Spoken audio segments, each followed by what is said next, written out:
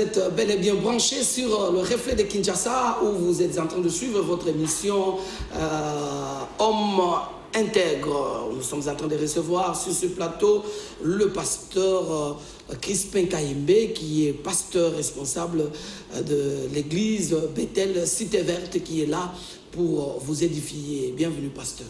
Merci beaucoup, bien-aimé. Que le Seigneur bénisse tous ceux qui nous suivent en ce moment. Voilà, nous avons commencé un sujet très important, n'est-ce pas, la fois passée, sur la fidélité au serment déclaré. En tout cas, lorsque l'on se marie, il y a des serments qui se disent, il y a des déclarations que l'on fait. Alors, il faut, n'est-ce pas, rester fidèle à ces déclarations-là, à ces serments-là. Mais lorsqu'on ne respecte pas la parole donnée, eh bien, il y a des conséquences. Et aujourd'hui, nous allons parler, nous avons déjà commencé à parler de quelques conséquences. Nous allons devoir poursuivre aujourd'hui pour parler d'autres conséquences lorsqu'on ne respecte pas, n'est-ce pas, les paroles ou les serments qui ont été déclarés lors de l'union d'une femme et d'un homme au sein des mariages. Pasteur, on peut avoir un petit rappel sur la fidélité, n'est-ce pas, au serment déclaré. Son opportunité d'être, n'est-ce pas, son importance, que vous puissiez en parler aujourd'hui. Oui, bien aimé, nous avons dit que le mariage, c'est une initiative de Dieu. Et c'est le Seigneur qui, lui, par son propre chef, a trouvé que le mariage était la solution à l'isolement de l'homme et à sa solitude. Et lui-même a fait entrer l'homme dans le mariage sans lui avoir demandé son avis. Quand l'homme est entré dans le mariage, automatiquement l'homme était content. Il s'est tenté, mais vraiment très bien. La suite du mariage, quand pour tout le monde qui entre en mariage, il y a un serment que l'on prononce, notamment à l'église. Ici, nous mettons encore une fois l'accent sur le fait que nous parlons du mariage selon Christ, et non pas le mariage selon le monde, ni selon la coutume. Mais selon le mariage, selon Christ, nous engage, nous amène, nous tous, ceux qui entrons là-dedans, à nous engager, à prendre des serments, des engagements devant le monde, devant l'Église et devant Dieu, les serments envers le conjoint que l'on accepte en mariage, de vivre avec lui jusqu'à ce que la mort s'en suive, et quelles que soient les conditions qui vont arriver, ce qu'on appelle pour les meilleurs et pour les pires. Nous constatons malheureusement qu'à cause des défis de l'environnement actuel, du temps de la fin, beaucoup ont tendance à oublier ce serment et à se conduire n'importe comment. Comme si le serment ne dit rien, comme si ce sont des paroles juste en l'air, on les oublie. Nous avons en tout cas insisté la fois passée pour dire que la vie et la mort sont au pouvoir de la langue, et celui qui l'aime en mangera le fruit, comme dit le proverbe. Mais dans la vie courante, les gens ont tendance à oublier ça. Et les conséquences qui arrivent, on a toujours également tendance à croire que ce sont des choses qui arrivent comme ça. J'ai été ensorcelé, on ne m'aime pas, on me combat. Non, parfois nous sommes artisans de notre propre malheur. Vous allez constater par exemple, et ce sera le sujet d'aujourd'hui, que le fait qu'on ne respecte pas le serment, on ouvre les brèches dans le comportement, l'ennemi peut entrer dans le foyer et dissoudre totalement l'amour que l'un a envers l'autre. Quand l'amour est dissous, on ne se rencontre pratiquement plus et les conditions actuelles favorisant... Voilà pourquoi nous parlons aujourd'hui de la dissolution du pouvoir parental. Voilà, et ce pouvoir-là, c'est le pouvoir que l'on a l'un envers l'autre, le pouvoir que l'on a sur les enfants, sur ceux qui vivent avec vous, sur même les mécanismes, n'est-ce pas, de l'amélioration du vécu quotidien dans le foyer. Tout sera dissous, va être fragilisé du fait qu'on ne sait pas s'engager tel qu'on avait pris le serment. Alors, on va revenir un peu en arrière. Lorsqu'on parle du pouvoir parental, est-ce que vous pouvez continuer un peu à énumérer ce qui doit être ce pouvoir parental en temps normal? C'est ça. En temps normal, il est supposé que l'homme aime sa femme, comme son propre corps. C'est-à-dire, le prenne en charge, la nourrisse, la sécurise, lui donne tout ce qu'il faut, l'aimer, vraiment l'aimer. Et le manifester non seulement en parole, mais en action concrètement. Il est normal aussi que la femme se soumette à son mari en toutes choses et que les enfants aiment leurs parents. Tous ensemble dans le foyer, ça va créer un climat de bonheur et de paix, si bien qu'on doit envier en tout cas de se marier. Et ça doit susciter l'envie aux enfants qui vous regardent de se marier. Mais aujourd'hui, nous voyons de plus en plus des enfants qui disent « Oh, le mariage, moi, me marier.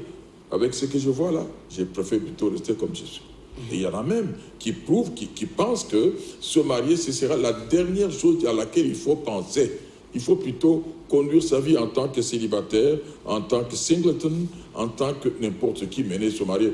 Parfois, en tant que concubin ou prostituée, qu'est-ce que ça fait? L'essentiel, c'est d'avoir les biens matériels de ce monde, vivre, avoir des maisons, des voyages, des véhicules et beaucoup d'argent, sans avoir quelqu'un à côté de soi.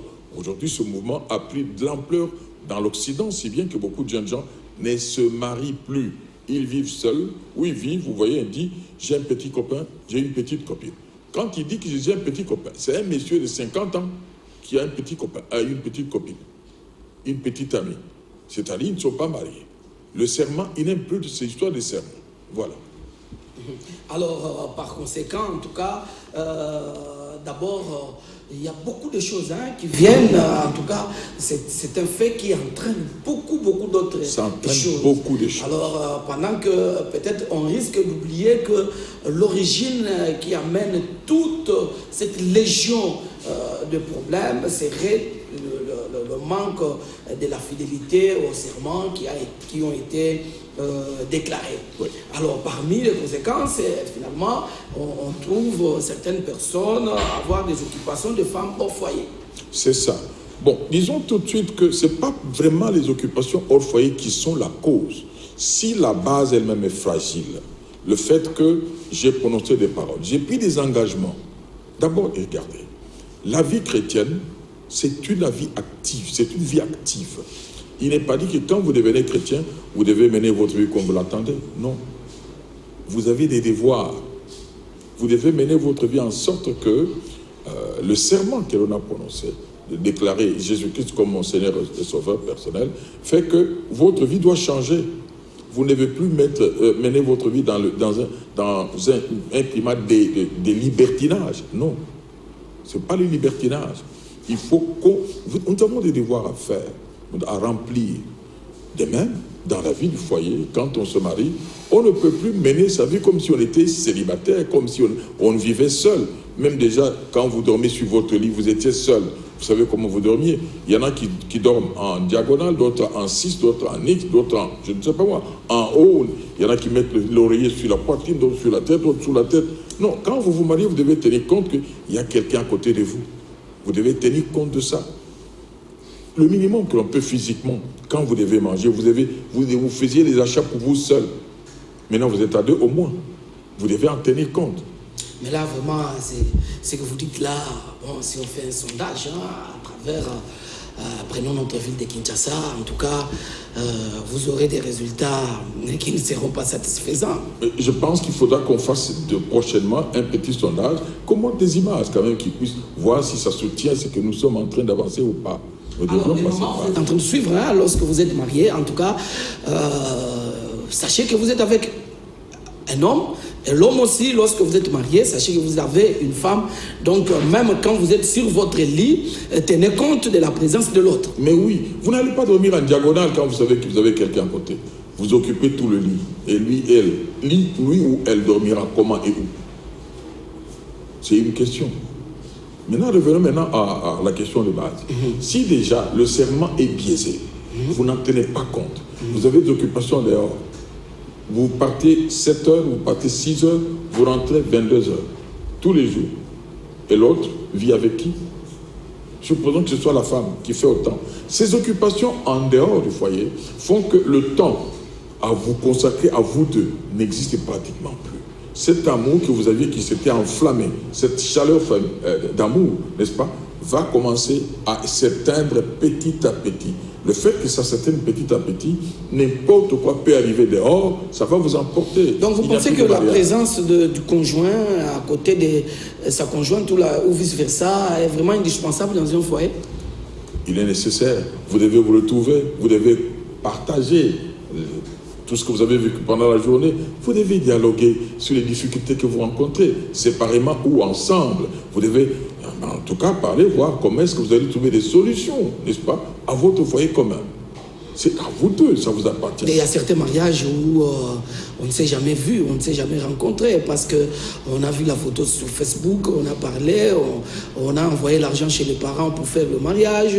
Bon, finalement, on peut faire 5 ans comme ça, ou même certaines religions qui se marient à partir de photos. On s'est dit, bon voilà, après 10 ans, on va se rencontrer.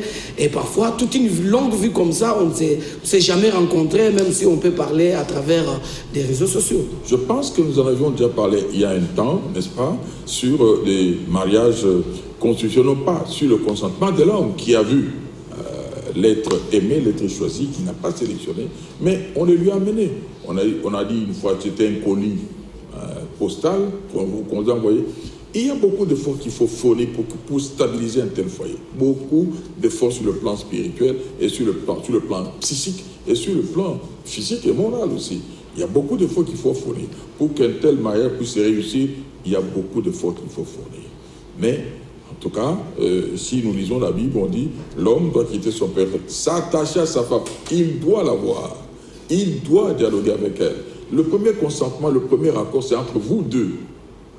Sans parler des parents. C'est d'abord vous deux, sans parler des parents. Ça signifie qu'il y a eu quand même une certaine appréciation mutuelle entre vous deux. Vous devez vous entendre. Vous devez quand même accepter l'autre par son caractère et vous dire, écoutez, je vais voguer toute ma vie avec cette personne. Vous l'acceptez, vous l'aimez. Alors souvent, il y a des gens, certains hommes qui reviennent du service, on leur pose la question, bon voilà, vous rentrez directement à la maison, voir votre épouse. Oh, non, non, non, on est à Kalawana, donc on va se déambuler un peu, et puis plus tard, je vais seulement à la maison pour dormir. Pourquoi non? Il y a donc beaucoup de dérangements là-bas, tout ça, bon, donc je préfère aller seulement dormir. Mais vous savez que si vraiment le serment est réel, et que vous êtes engagé de l'aimer, non, vous serez pressé de rentrer pour la voir. Mais ça, c'est bon pour les 3 premières années, pasteur. Non. Vous avez 40 ans de mariage. Est-ce que ce feu-là existe toujours? Il existe toujours. Vous savez que le vin, le meilleur vin, ce n'est pas le vin nouveau, c'est un vieux vin. Il est meilleur que le tout nouveau. Donc vous estimez que plus que l'on avance dans le mariage, plus qu'on doit rester beaucoup plus collé? Plus qu'on se connaît mieux. Plus qu'on découvre les erreurs et les défauts, plus réellement on aime cette personne avec ses défauts, ses faiblesses. Ah donc, quid à tous ces bien-aimés qui aiment bien faire passer les temps en chemin, parce que bon, on trouve qu'à la maison on est déjà habitué. Ils perdent le temps de connaître le vrai bonheur dans le foyer qui consiste à aimer l'autre, à s'attacher à l'autre et à vivre ensemble, s'entraider à rester dans la chaleur familiale qui en fait, c'est de trouver la base pour pouvoir servir le Seigneur dans le foyer. N'oubliez pas que dans le mariage, nous sommes d'abord serviteurs et servantes de Dieu. Très bien. Alors, pasteur, en dehors de l'occupation à l'extérieur, bon, ces occupations à l'extérieur du foyer, pasteur, parfois deviennent inévitables. Oui, à cause du temps actuel. Vous savez qu'à l'époque, dans ce pays-ci, nous avions vu nos parents aller au service, rentrer à midi, dormir, avoir une petite sieste, repartir à 14 heures, et puis vers 16 heures, ils reviennent. Je me rappelle, ici, dans cette ville-ci, il y avait même des bus de Soulard. Les bus de Soulard qui passaient 22 heures. Aujourd'hui, 18 h, 19 h, vous n'avez plus de bus. Hein. Il n'y en a plus en circulation. Mais à l'époque, les papas partaient, revenaient, les enfants aussi partaient. Il y avait 2 gonds même pour aller à l'école. Ce n'est plus le cas. L'environnement a changé. Le contexte a changé. Le contexte changeant, il devient difficile, n'est-ce pas, de nouer les 2 bouts. Ce qui donne l'occasion aux uns et aux autres de se trouver des ceux-là des bureaux le travail, beaucoup de travail. Beaucoup de travail. Ah oui, il travaille ici, il travaille là-bas, il travaille. Quand il doit rentrer, c'est quand il termine le dernier bureau, là où il doit travailler, c'est le dernier service. Alors quand il revient, il est fatigué. Si la femme tient autant, elle est fatiguée. Si bien que la vie devient une vie plutôt du dehors. Et des fois, quand vous arrivez samedi, c'est la même chose. Dimanche, c'est la même chose. Mais quelle serait la solution? Il faut une réelle planification. Qu'est-ce qu'il faut faire finalement pour trouver quand même de l'espace pour le foyer? Il faut trouver de l'espace pour le foyer, c'est vrai, pour pouvoir consacrer à l'autre. Vous devez trouver le temps de causer entre vous. Vous devez quand même vous occuper un peu de vous. Même si c'est de l'argent que vous gagnez en dehors, vous devez quand même planifier comment vous allez dépenser cet argent. Pas dépenser mais investir cet argent. Parce que l'argent, il n'est pas fait pour être dépensé, mais pour être investi. Vous l'investissez à quoi? Aux enfants? À l'avenir? Qu'est-ce que vous allez faire de votre foyer demain?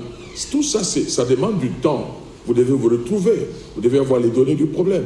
Vous devez pouvoir discuter de la stratégie, comment il faut faire. Mais si vous n'en avez pas, en plus, là où vous passez votre temps, vous devez passer peut-être votre temps à voir d'autres personnes de sexe opposé. C'est des dangers. Alors, voilà, mesdames et messieurs, vous êtes en train de suivre votre émission Homme Intègre. Vous pouvez réagir parce que vous le suivez également en direct, en temps réel, sur les réseaux sociaux, mais également, vous pouvez, n'est-ce pas, réagir. Il y a un numéro au bas de votre petit écran où vous pouvez présenter votre préoccupation, poser vos questions, en tout cas, parce que cette émission entre dans tout le foyer. En tout cas, personne n'est épargné sur ces réalités d'ordre familial, parce que chaque personne a une famille. Malgré que chaque personne a une famille, mais il y a quand même l'absence de repos familial autour de parents. Bon, vous savez que le repas familial, quand on se retrouve ensemble autour d'une table, il a son importance quelque part. Le papa, la maman se trouvent là-bas, les enfants aussi, s'ils sont là. Quand vous êtes en train de manger ensemble, vous ne mangez pas en mutualité. Non, vous êtes en train de manger en parlant, en causant, en partageant. Chacun est en train de poser son petit problème. Souvent, c'est autour de la table que certains enfants leur posent leurs problèmes pour trouver solution. Le papa peut émettre un avis, la maman peut-être. Il y a peut-être un autre enfant qui a aussi un avis contraire, qui ajoute un détail qui n'était pas là, que l'autre n'a pas ajouté. Autour du repas familial, on crée la cohésion. Oui, mais certaines personnes estiment que, pasteur, on met une table où papa, maman et les enfants se mettent ensemble pour manger. Écoutez, c'est trop civilisé, ça. Ça, c'est un détail. C'est un détail dans ce sens qu'il y a la table, tout le monde est autour de la table. Non. Mais le fait qu'on vient manger quand même à la maison, ça signifie quelque chose. Mais aujourd'hui, il y a des maléwa. Il y a des shawarma. On se dit, j'ai déjà mangé, je vais rentrer vite, pourquoi? Et même l'enfant, avec son 1000 francs, 2000 francs, à côté, il a des shawarma, il a des maléwa. Il a mangé, c'est fini. Quand il a terminé, pourquoi rentrer si vite? Si l'enfant sait déjà se débrouiller dans quelque chose, ici, les chaussures, où il fait n'importe quoi, il peut avoir un peu quelque chose de lui-même dans sa poche. Pourquoi est-ce qu'il va aller demander à papa? Voilà, en tout cas, vous êtes en train de soulever des points très, très, très sensibles, parce que dans plusieurs foyers à Kinshasa, il y a déjà une expression qui dit « l'itiel, il est ». C'est-à-dire que si tu as mis, tu vas manger. S'il n'a pas mis, écoutez, chacun se débrouille. Il y a beaucoup de familles comme ça, pasteur, où bon, la matière, la question du manger, en tout cas, c'est chacun qui se débrouille de sa manière. Chaque enfant doit pouvoir... Chaque enfant, chaque parent, la maman se débrouille, le papa aussi de son côté, ainsi de suite. Là, la communion fraternelle est partie à miettes. C'est la base même d'une famille. La famille est unie à partir de là. Et vous savez, la Bible déclare qu'une famille divisée ne peut pas subsister. Une telle famille ne fera pas 10 ans. En tout cas, pas plusieurs parents dans les années qui viennent ici. Ça va éclater en morceaux. L'enfant ne va pas... Vous voyez, nous vivons ce temps-là et il faut chercher à savoir pourquoi l'enfant devient rebelle à son père, à sa mère, à ses parents. Pourquoi? L'enfant ne dépend plus des parents. Économiquement, il est dans sa poche. Il sait où trouver ce qu'il faut pour ses habits, pour son manger. Et des fois, vous ne le voyez même pas 2, 3, 4, 5 jours. Il ne vient pas. Il sait, mais je vais faire quoi? Quand j'irai là-bas, nous sommes en train de nous chamailler le même lit avec nos frères et sœurs. Non. Moi, je peux aller dormir moi-même. Je loue quelque part. J'ai un flat que je loue. J'ai des moyens, je loue quelque part. Quand les parents demandent, mais je viendrai faire quoi chez vous? Vous m'avez mis où on se vient, mais je peux même vous dépanner. Donc, lorsqu'on est dans un foyer, quand même, il faut que les parents contrôlent si les enfants mangent dans la maison. Les parents ont le devoir de savoir que devient mon enfant tel. Où est-ce qu'il doit? Est-ce qu'il est déjà au lit? Est-ce qu'il a étudié? Est-ce qu'il est à l'école? Est-ce qu'il a réussi? Il n'a pas réussi? Je connais un enfant qui a même dit, on lui donne de l'argent, il n'étudiait pas. Il est allé comme ça jusque, finalement, les parents sont en train de compter le nombre d'années. Il dit, non, je suis en dernière année. On va, à tel jour, c'est la collation. Comme Kinois ici, on va nous coller. C'est un terme qui est entré, je ne sais pas s'il est français. Alors, le jour de la collation, Il a même dit aux parents, c'est tel jour. Les parents arrivent, ils ne le voient pas. Il envoie un SMS pour dire à ses parents, écoutez, pardonnez-moi, je vous ai roulé dans la farine, tous ces jours je n'allais pas à l'école, en tout cas, excusez-moi. Il n'était pas là, il était dans la confusion totale. Tout l'argent parti en fumée. Parce que les parents ne contrôlent pas ce qu'ils deviennent. Vous savez, le fait même qu'on soit ensemble, quel que soit le motif, autour d'un problème à régler, le manger est là, il est arrivé. Bon, écoutez, on parle un peu de ce qui devient. C'est quelque chose, ça crée la cohésion, ça crée une certaine interdépendance. La femme se soumet à son mari, là, le mari doit aimer, il doit se dire ce que j'ai comme ressources, c'est pour ma femme, sur mes enfants.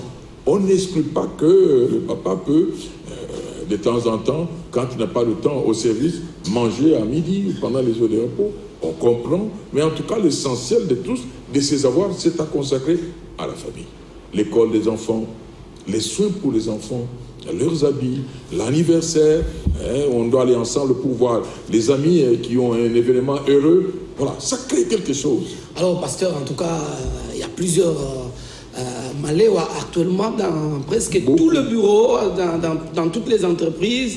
Et ce qui est curieux, toutefois que certaines personnes prennent les Maléwa pendant tout un mois, on se rend compte que le volume de la facture des Maléwa a tellement dépassé même le salaire.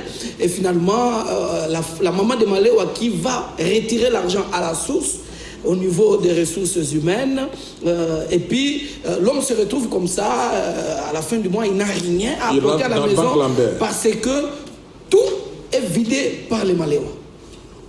Voilà, c'est des choses comme ça, par exemple, c'est des besoins réels. La stratégie pour pouvoir, comment gérer ces besoins réels, fait que quand on en parle au foyer, à la maison, en toute vérité, c'est pour ça qu'il faut dire la vérité à l'autre. Quand on en parle en toute vérité avec son conjoint, on va trouver des moyens pour régler ça. C'est un besoin, certes, mais regardez un peu, est-ce que votre salaire peut vous permettre d'affronter ça, ou bien vous êtes en train d'imiter les autres qui ont des moyens extra, et qui ne sont même peut-être pas mariés, qui n'ont pas de charges au foyer. Vous en avez. Vous avez une maison qu'il faut louer, vous avez régi des eaux SNEF. Est-ce que vous pensez que cette facture, les factures de toutes ces charges-là, vont vous permettre en plus d'ajouter?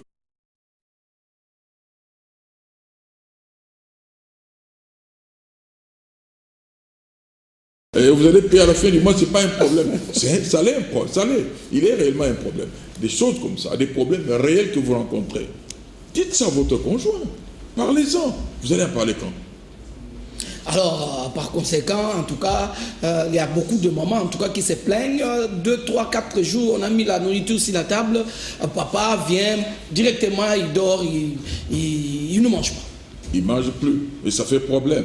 Ça fait problème. Pourquoi il ne mange plus? Parce qu'il est déjà plein. Il a déjà trouvé une solution en dehors du foyer. La solution, on va le trouver ensemble. Même si c'est une solution difficile, même si c'est la pilule amère, il faut la trouver ensemble. C'est même ça qui cimente l'amour au foyer entre l'homme et la femme. Mais c'est les enfants habitués à voir le papa entrer dans des problèmes très graves. On trouve la solution à la maison, au foyer. On débat d'abord la question au foyer et on trouve la solution ensemble. Alors quand demain ces enfants deviennent père ou mère, ils vont se remémorer, ils vont se rappeler. Chez moi, quand on était chez moi, quand il y avait des problèmes, on trouvait des solutions au foyer, à la maison, ensemble. Alors finalement, pasteur, le repas en famille devient vraiment indispensable. Hein? Ça devient important. C'est important parce que ce n'est pas le repas comme tel. Le repas, ça devient un appât. Quand vous vous retrouvez ensemble, pendant que vous êtes en train de manger, vous pouvez poser votre question. Vous pouvez chercher des solutions là-bas. Vous pouvez, n'est-ce pas, apprendre comment on résout de telles questions. Vous pouvez avoir eu une prise de bec avec un copain à l'école. Et ça vous dérange, vous ne pouvez plus aller là-bas. C'est peut-être un professeur, un maître à l'école qui dérange votre fille. Et la fille ne sait plus même pas avancer un pas. Alors, à l'école, à la maison, elle vient poser la question. Oui, moi, c'est voici, à l'école, en tout cas, le professeur de maths, ça ne va pas avec lui. Voici, je passe un temps dur, il ne m'accepte pas. Les parents peuvent se déplacer pour voir, mais le professeur de maths, quel est le problème avec notre fille? Alors, j'espère que tous les amis de Kin 24, en tout cas, mangent chez eux. Nos frères techniciens, nos caméramens, nos journalistes. eh ben, il faut savoir manger chez soi. Hein, il ne faut pas être toujours en dehors de la plaque. Voilà. Alors, pasteur, une autre question très importante qui entre aussi dans la même ligne droite de ce que nous sommes en train de dire. La question, n'est-ce pas, de la pauvreté conjuguée avec, par conséquence, l'amour de l'argent. Bon, quand on parle ici de la pauvreté, c'est une notion relative. On n'est pas tout d'un coup comme ça quand on commence jeune marié d'un coup, à moins qu'on ait reçu des dons, n'est-ce pas, pour nager déjà dans l'opulence.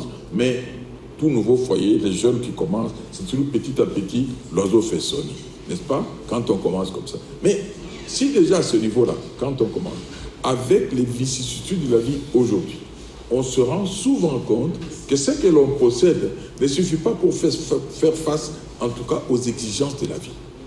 Le loyer, parfois on se dit, mais il ne faut pas louer ici, nous devons louer tout près de là où nous travaillons. Et tout près de là où nous travaillons, le loyer est vraiment surélevé, on ne saura pas y faire face. Et quand on doit y faire face, la facture devient élevée. Que faire en ce moment-là?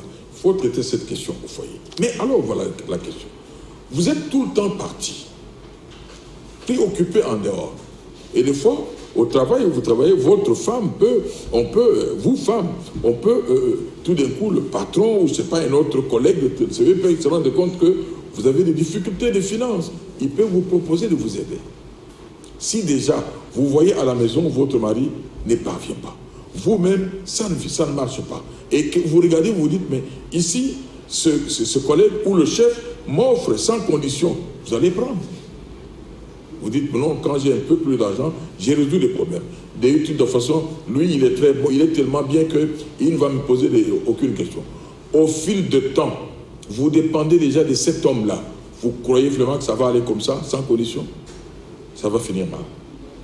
Parce que même si cet homme, le patron en question, n'avait pas de mauvaises pensées, on peut lui faire entrer ses mauvaises pensées. Vous voyez, mais bon, vous la laissez juste comme ça pour les beaux yeux, vous commencez à prendre sur votre charge, et la femme, et son mari, et leurs enfants. Non, il faut quand même qu'il y ait une contrepartie. Là, la contrepartie, imaginez vous-même ce que ça devient. C'est comme ça que les uns et les autres glissent. Malgré la bonne foi, une bonne femme peut glisser, les mauvaises compagnies corrompent de bonnes mères, peut glisser, se retrouver une femme adultère. Et une fois qu'elle a glissé une fois, pour justifier que les biens que l'on vous donne, l'assistance qu'on lui donne, puisse continuer, elle devient tout d'un coup une femme qui trompe son mari. Est-ce qu'elle va dire ça à son mari? Il va hésiter. Ou parfois le mari qui regarde, qui voit sa femme qui vient avec beaucoup d'argent à la maison. Bon, parfois il n'a rien laissé et puis il vient retrouver la table bien faite. Bon, parfois certains maris n'osent même pas poser des questions à la femme. Bon, peut-être on estime que la femme se débrouille, mais elle se débrouille comment? Bon, là, comme vous le dites, on ferme les yeux. Est-ce qu'il faudrait nécessairement que l'homme sache d'où viennent les ressources qui nourrissent la maison? C'est pour cela qu'il faut avoir la sincérité au foyer, de présenter les problèmes. S'il y a une solution qui arrive, mais l'homme doit promettre beaucoup d'argent comme ça. Tu as dit que ton salaire ne suffit pas, qu'est-ce qui ne va pas? Est-ce qu'on t'a augmenté le salaire? La femme doit avoir, en tout cas, la sincérité de dire, écoutez, c'est mon chef qui m'aide maintenant, il m'ajoute ceci. Cherchez à savoir à quelles conditions on ajoute ça. Et si vous êtes un homme, vraiment, vous vous aimez vous-même, vous voulez être très respecté, vous ne devez pas accepter une telle assistance parce qu'elle va se transformer en autre chose demain. Tenez, je connais un foyer où ce n'est même pas le service. L'homme et la femme, leur salaire ne suffisait pas. Mais ils avaient sur le foyer leur cousine qui a grandi là-bas, qui a fini par avoir un bon job et qui a pris en charge toute la maison finalement. Et à un moment donné, bon, il a même acheté une petite voiture à l'homme. L'homme commençait à aller au foyer, à son service, avec la voiture achetée par sa belle-sœur. Même l'essence qu'il fallait mettre là-dedans. Si bien qu'à un moment donné, pendant les heures de pause, c'est la cousine, la belle-sœur, qui passait le pain pour aller au resto. Et ils mangeaient ensemble. Et quand il a terminé, C'est encore elle qui passait là-bas qui continuait à aller manger encore au resto jusqu'aux heures tardives. Pour finir, les choses étaient transformées, si bien que le mari, à la maison, ne regardait même plus sa femme. Sa femme était tout simplement remplacée par sa propre cousine. Vraiment. C'est des choses qui arrivent. Là, il faut prendre attention, il faut vraiment faire attention. Voilà, chers amis, nous sommes en train de poursuivre cette émission. Petit à petit, nous tendons vers la fin de cette émission, mais il y a quand même quelques questions de nos téléspectateurs, en tout cas, et qui sont venus, qui sont arrivés lors de la dernière diffusion. Nous avons, par exemple, sélectionné quelques SMS. Le frère Jules qui a écrit à partir de Tikapa et qui dit « Bonsoir pasteur, je suis un corps médical, ça fait 1 année et je cherche un emploi pour me marier en Jésus-Christ et fonder mon foyer, mais je n'y parviens pas depuis 2 ans. Et quelle prière, quel conseil pouvez-vous me donner ?» Bon, s'il veut se marier en Jésus-Christ, il doit avoir quand même une église. Il faut avoir une église, il faut avoir un pasteur qui aime les troupeaux du Seigneur Jésus-Christ, les brebis, et qui doit l'encadrer, lui dire comment on le fait. En plus de cela, il faut qu'on prie ensemble. Il lui montre comment on fait ces prières-là. Ce n'est pas des choses si compliquées que ça. Il doit lui montrer. La Bible est la même. À Tikapa, là-bas, la Bible est la même. Et son pasteur, j'imagine que le pasteur est réellement un pasteur et non pas quelqu'un qui s'est auto-proclamé pasteur. Et il connaît les exigences du métier. Prier pour être appelé. Hein, et prier pour les fidèles de Jésus-Christ dans son église, et puis les amener à savoir comment on fait ces choses-là, comment on doit aborder le commencement, comment on pose la question, comment on finit par avoir une femme, et les encadrer pour qu'ils ne tombent pas dans la concupiscence, ou alors dans l'impudicité. Voilà, frère Jules Atikapa, je pense que vous êtes très très bien servi par la réponse du pasteur Crispin. Mais il y a également frère Hardy Yav de Kolwezi, il dit « Je vous suis 5 sur 5, merci pour l'émission ». Bon, il n'a pas posé de questions apparemment, il ne fait que vous remercier pour l'émission Homme Intègre. Que le Seigneur bénisse frère Hardy à Kolwezi, mais en même temps qu'il assiste notre frère Jules Atikapa pour cette question qui est primordiale. Qu'il puisse attendre comme ça, pour attendre qu'il se marie en Christ, c'est quand même quelque chose que nous devons encourager chez ceux-là qui recourent à la formule la plus directe possible. Il s'en va, il prend n'importe qui. Et il y en a même qui se marient dans les bars ou dans les boîtes de nuit. Voilà, il y a frère Bouxin à Kisangani qui dit « Je vous ai suivi à l'émission, j'ai vraiment besoin des conseils qui viennent de vous si possible. » Voilà, chers amis, le pasteur est bel et bien là pour toutes vos préoccupations. Vous avez besoin de conseils, mais on n'a pas dit conseils sur base de... Je ne sais pas quelle est la catégorie de conseils que notre frère Bouxin demande. Peut-être que c'est par rapport à ce qu'il a entendu. Ce qu'il a entendu sur les défis du dernier temps, le mariage, les défis sur le mariage de dernier temps. Les défis sont réels, bien aimés, les défis sont réels. Si vous avez un problème particulier, un défi particulier auquel vous faites face, écrivez, vous avez le numéro de téléphone au bas de votre petit écran. Écrivez et avec tous les détails nécessaires, nous pourrons nous parler à ce sujet-là. Et éventuellement, si j'ai passé à Kisangani, j'ai l'habitude de passer aussi dans nos provinces. Si j'ai passé à Kisangani, je peux alors venir vous voir en personne, nous pouvons prier ensemble, pourquoi pas prier chez vous dans votre église. Voilà, il y a le bien-aimé qui a écrit ici, qui garde l'anonymat, il dit « Je suis serviteur de Dieu, mais je suis tombé. Et que faire? J'ai des problèmes de jour le jour. » Serviteur, vous êtes tombé, sachez que c'est une question délicate. Elle est délicate. La première chose, sachez que le Seigneur ne va pas vous abandonner. Et la deuxième, la plus importante de votre côté, vous devez vous repentir. Trouvez un pasteur suffisamment expérimenté à qui vous devez aller donner les détails de votre affaire et qui peut prier pour vous, qui veut prier avec vous et qui doit vous encadrer. De manière générale, quelque serviteur de Dieu que ce soit, vous devez avoir quelqu'un qui vous aide, qui vous écoute, un confident, ou un père spirituel, c'est encore mieux, à qui vous présentez vos difficultés sur votre parcours et qui peut vous donner des conseils pour éviter de telles choses. Si vous sortez de là et qu'on a prié pour vous, vous êtes passé par la délivrance, vous avez connu vous avez fait la repentance, faites par tous les moyens pour suivre les conseils qu'on vous a donnés, pour ne plus tomber. Parce que Dieu pardonne, certes, mais récidive, c'est quelque chose de difficilement acceptable. Je ne suis pas en train de dire que Dieu ne peut pas vous pardonner. Il va vous pardonner, mais vous allez passer par un mauvais quart d'heure. Alors, il y a plusieurs personnes qui sont également tombées, qui ont fait naufrage par rapport à la foi, qui se disent, bon, écoutez, Dieu ne va plus m'écouter, c'est terminé. Bon, au lieu de continuer à chercher Dieu, finalement, il s'égare définitivement. Ces genres de frères ou de sœurs, ou des hommes de Dieu, ou des sœurs, ou des femmes de Dieu qui sont passés par... cette épreuve-là, je ne sais pas s'il faut appeler cela épreuve, et qui se disent, bon, écoutez, c'est trop tard, c'est fini, Dieu ne m'écoutera plus, je suis fautif, qui sentent en eux une certaine culpabilité atroce. Pasteur, qu'est-ce que vous pouvez dire à toute cette catégorie de personnes peut-être qui n'ont pas posé leurs problèmes, mais qui sont très très très nombreux à travers le monde, qui sont concernés par cette thèse-là? Bien-aimés dans le Seigneur, vous qui êtes dans un tel cas, je voudrais vous dire ceci, que le Seigneur est essentiellement amour. C'est un Dieu d'amour. Il est miséricordieux à toujours. C'est lui qui révèle ses compassions et ses bontés chaque matin. C'est Dieu-là, il n'aime pas le péché, mais il vous aime, vous. Il vous est arrivé de tomber, ne restez pas là où vous êtes tombé, redressez-vous. Allez en Jésus-Christ, confessez complètement et totalement votre péché. Demandez pardon sincèrement. Ne demandez pas le pardon comme le serpent qui change de peau, mais reste serpent. Non, convertissez-vous. Prenez l'engagement de ne plus devenir là-dedans.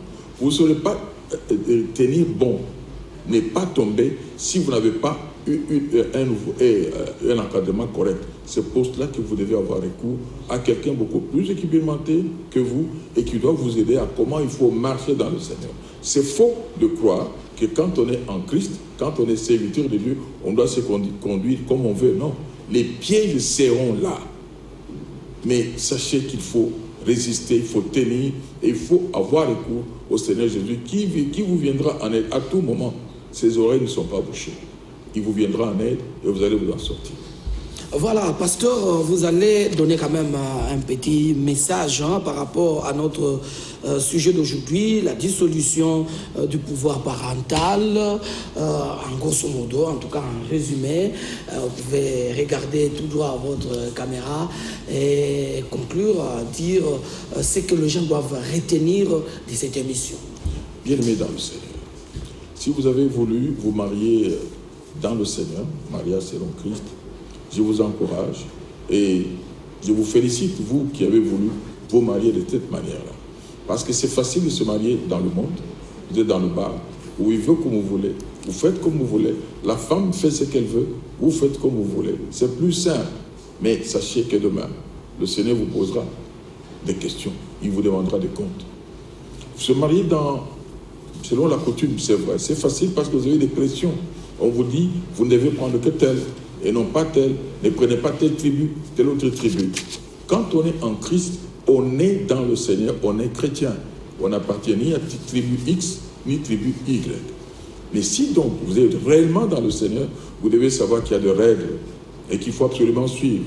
Donc, donnez-vous vous-même à Dieu comme un sacrifice vivant, une offrande agréable, et vivez en conformité avec sa volonté. Cette volonté, on la connaît, elle est diluée dans sa parole. Et la parole, sa parole, elle est, n'est-ce pas, une source de force, de vie et de paix. Et il faut essayer quand même de vivre une vie de communion avec les autres qui sont comme vous, les chrétiens, qui ont vécu comme ça, ceux qui sont déjà majeurs dans les mariages, qui ont rencontré pas mal de difficultés et qui les ont surmontées, qui peuvent vous assister. Sachez aussi que le Seigneur est toujours à votre disposition, ne vous abandonnant pas. Il sait que le contexte dans lequel nous vivons aujourd'hui, c'est un contexte difficile pour que vous puissiez passer comme ça, vous seul, par vous-même et vaincre. Lui qui a vaincu, il sait comment il faut le faire et il vous soutiendra, j'en suis sûr. Voilà, pasteur, nous revenons quand même à l'église Bethel Cité Verte. Y a-t-il un programme ces derniers temps? Nous sommes dans les jours d'adoration. Mercredi, jeudi et vendredi, nous adorons le Seigneur. Et je vais vous donner un exemple. Chaque fois qu'il est question de quelqu'un qui est malade, je peux prendre le malade qui était paralysé depuis 38 ans à la piscine de Bethesda. Et quand le Seigneur est arrivé chez lui, c'est déjà une grâce. Quand le Seigneur vous demande, veux-tu être guéri? Il a donné une réponse que tout le monde donne.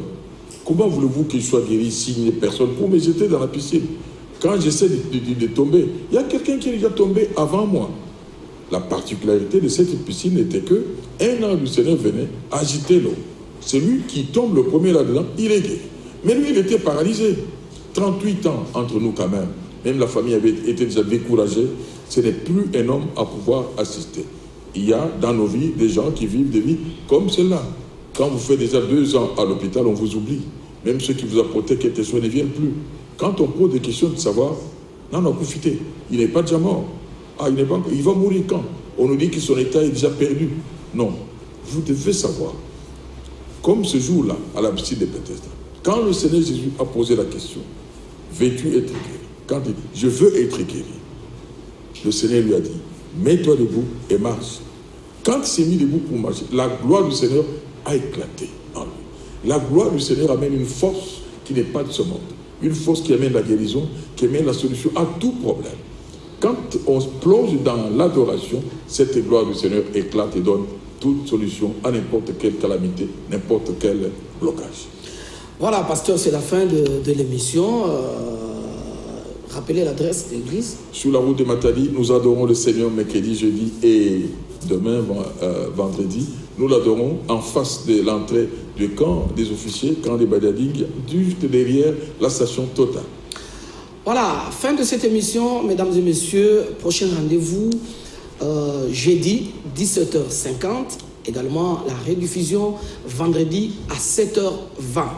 Merci de nous rester fidèles. Au revoir.